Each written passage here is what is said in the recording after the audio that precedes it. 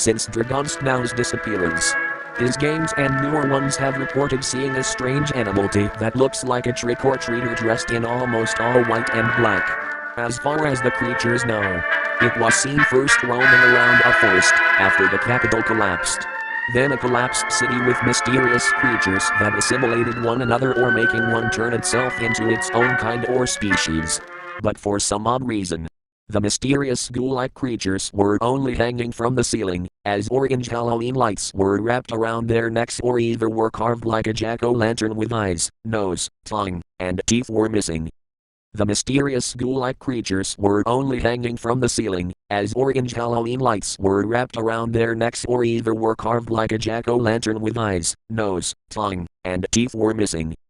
The mysterious ghoul-like creatures were only hanging from the ceiling, as orange Halloween lights were wrapped around their necks or either were carved like a jack-o'-lantern with eyes. But then it was later seen sitting at a bench at a subway station until the subway arrived, as there was a passenger asleep on board and sat not too far, as it held its familiar vintage Halloween pail bucket that looks like a jack-o'-lantern and wears its familiar vintage Halloween skull mask with a top hat at the side.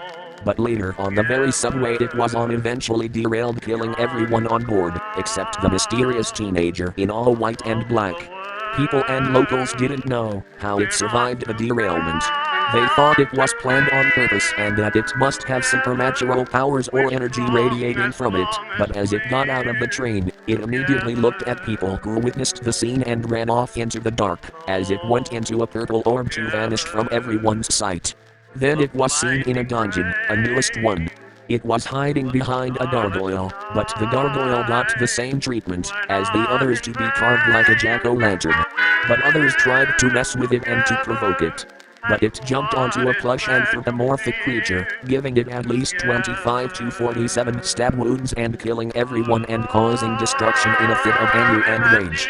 It burned the dungeon down and broke a collar with a bell that was on a podium and another object. It broke 2 podiums and only left one alone to be only replaced with a vintage Halloween jack-o'-lantern parade lantern that had a candle still aglow inside. But now, it only awaits for a new game to be made to haunt and torment the creatures and to stalk and watch. Or it just wanders around the games it was at before, if there are any survivors left over, or it just waits patiently